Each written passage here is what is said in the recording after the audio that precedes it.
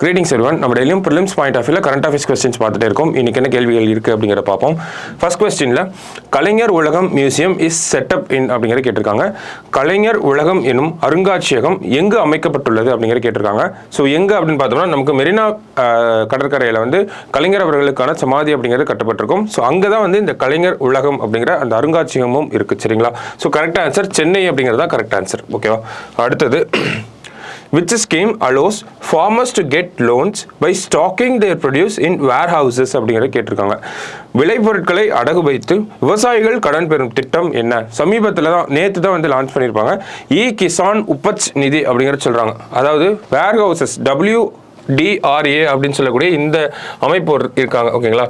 Warehouses development and regulatory authority, அதாவது கிடங்குகள் மேம்பாடு மற்றும் ஒழுங்குமுறை ஆணையம் அப்படிங்கிறத சொல்கிறாங்க. ஸோ இவங்களுக்கு கீழே ஒரு 5500க்கும் மேற்பட்ட வேர்ஹவுசஸ் அப்படிங்கிறது இருக்குது. சரிங்களா? கிடங்குகள் அப்படிங்கிறது இருக்குது. இங்கே நம்ம விவசாயிகள்லாம் போய் அவங்கள தானியங்களை வந்து ஸ்டோர் பண்ணி வச்சுக்கலாம். அந்த தானியங்களை வச்சு அவங்க கடன்களும் வாங்கிக்கலாம். தேவைப்படுற நேரத்தில் அந்த தானியங்களை மார்க்கெட்டில் கொண்டு போய் விற்கவும் செஞ்சுக்கலாம். சரிங்களா? ஸோ அதுதான் இந்த ஒரு திட்டம். விளை பொருட்களை அடகு வைக்கிறாங்கன்னா கவர்மெண்ட் கிட்டேயே கொடுத்துறாங்கன்ற ஒரு எண்ணம் கிடையாது. ஸோ அதை வச்சு அவங்களால லோன் வாங்க முடியும். தேவைங்கிறப்ப அந்த விளைபொருட்களை எடுத்து அவங்க மார்க்கெட்லேயே விற்றுக்கலாம். அப்படி தான் அந்த டிசைனில் அந்த ஸ்கீமோட வடிவமைப்பு அப்படிங்கிறது அப்படி தான் இருக்குது. சரிங்களா? ஸோ கிசான் உபஜ் நிதி இதை பற்றி நம்ம டீட்டெயிலாக டிஎன்ஏலையும் பார்ப்போம். சரிங்களா? அடுத்தது, world social forum 2024 held in அப்படிங்கிற கேட்டிருக்காங்க. டைரக்ட் கொஸ்டின் தான். உலக சமூக மாமன்றத்தின் மாநாடு 2024 எங்கு நடைபெற்றது அப்படிங்கிற கேட்டிருக்காங்க. ஸோ நேபாள் தலைநகரம் காட்மண்டு அப்படிங்கிற அந்த பகுதியில் தான் நடந்திருக்கும். என்ன பேசப்பட்டுச்சு அப்படிங்கிறத டிஎன்ஏல பார்ப்போம். சரிங்களா?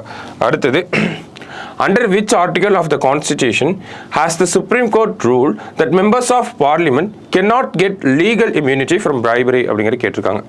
அரசியல் அமைப்பின் எந்த சரத்தின் கீழ் பாராளுமன்ற உறுப்பினர்கள் லஞ்ச வழக்கில் இருந்து சட்ட பாதுகாப்பு பெற முடியாது என உச்சநீதிமன்றம் தீர்ப்பளித்துள்ளது அப்படிங்கிற கேட்டிருக்காங்க. ஓகேங்களா? ஸோ என்ன கேள்வியை புரிஞ்சுக்கிறோம் நம்ம? சமீபத்தில் வந்த தீர்ப்பு தான். இந்த தீர்ப்பை பற்றி நம்ம பார்த்துருப்போம் ஆல்ரெடி.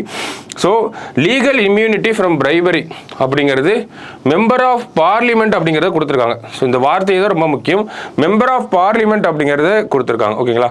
ஸோ உச்சநீதிமன்றம் அவங்க தீர்ப்பில் ஒரு சட்டமன்ற உறுப்பினரோ இல்லை ஒரு பாராளுமன்ற உறுப்பினரோ லஞ்சம் வாங்கிட்டு கேள்வி கேட்டுட்டாங்க, லஞ்சம் வாங்கிட்டு ஓட் பண்ணுறாங்க அப்படின்னா அவங்களுக்கு அந்த ஒரு ஆர்டிகல் 2 ஆர்டிகல் கொடுத்துருப்பாங்க. ஓகேங்களா? 105 ஆர்டிகல் 194 இந்த ஆர்டிகலுக்கு கீழே வழங்கப்படுற அந்த சட்ட பாதுகாப்பு அப்படிங்கிறது அவங்களுக்கு கிடையாது, அவங்களுக்கு இருக்காது. ஏன்னா அவங்க லஞ்சம் வாங்கிட்டாங்க. அதுவே ஒரு குற்றம்.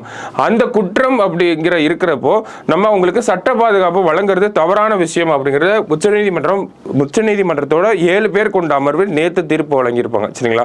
அதன் அடிப்படையில் தான் இந்த ஒரு கேள்வி வந்திருக்கு. இல்லை முக்கியமான வார்த்தை என்னன்னா மெம்பர்ஸ் ஆஃப் பார்லிமெண்ட் அப்படிங்கிற சொல்லியிருப்பாங்க. ஓகேவா?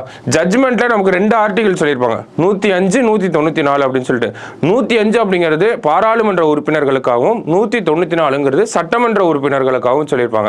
நம்ம கேள்வியில் மெம்பர் ஆஃப் பார்லிமெண்ட் பாராளுமன்ற உறுப்பினர்கள் பற்றி தான் கேட்டிருக்கோம். இப்போ சரியான ஆன்சர் என்ன அப்படின்னா 105 அப்படிங்கிறதா சரியான ஆன்சர். இதே இந்த இடத்துல members of state legislative assembly சட்டமன்ற உறுப்பினர்கள் அப்படிங்கிறது வந்துருந்துச்சுன்னா அதுக்கு 194 அப்படிங்கிறத நம்ம போட்டிருக்கணும். சரிங்களா? ஸோ ஒரே ஒரு இந்த இடத்த மட்டும் கரெக்டாக பார்த்தா போதும். சரியா?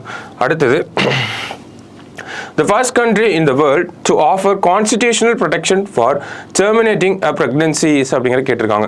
கர்ப்பத்தை கலைப்பதற்கு அரசியலமைப்பு பாதுகாப்பு வழங்கும் உலகின் முதல் நாடு எது அப்படிங்கிற கேட்டிருக்காங்க. ஸோ யார் அப்படின்னா பிரான்ஸ். அவங்களோட பார்லிமெண்ட்ல நேற்று இந்த ஒரு விஷயம் அப்படிங்கிறது நடந்திருக்கும். இந்தியாவை பொறுத்த வரைக்கும் பார்த்தோம்னா உச்சநீதிமன்றத்தோட தீர்ப்பை வச்சு தான் நம்ம சொல்றோம். அபார்ஷன் கருக்கலைப்பு அப்படிங்கிறது இந்தியாவில் ஒரு அடிப்படை உரிமை. It is a fundamental right under article 21 சரத்து 21க்கு கீழே கருக்கலைப்பு அப்படிங்கிறது ஒரு தனி மனித உரிமை, ஒரு ஃபண்டமெண்டல் ரைட், ஒரு அடிப்படை உரிமை அப்படிங்கிறத சொல்றாங்க. ஓகேங்களா? ஸோ இந்தியாவை பொறுத்த வரைக்கும் சுப்ரீம் கோர்ட்டோட ஜட்ஜ்மெண்ட்டை நம்ம சொல்றோம். பிரான்ஸ்ல அது பார்லிமெண்ட்லேயே வந்து கொண்டு வந்திருக்காங்க. சரிங்களா? ஸோ இன்னைக்கு ப்ரிலிம்ஸ் பாயிண்ட் ஆஃப் வியூல ஒரு 5 கொஸ்டின் பார்த்துருக்கோம். நாளைக்கு இன்னொரு 5 கொஸ்டின்ல மீட் பண்ணலாம். தேங்க்யூ.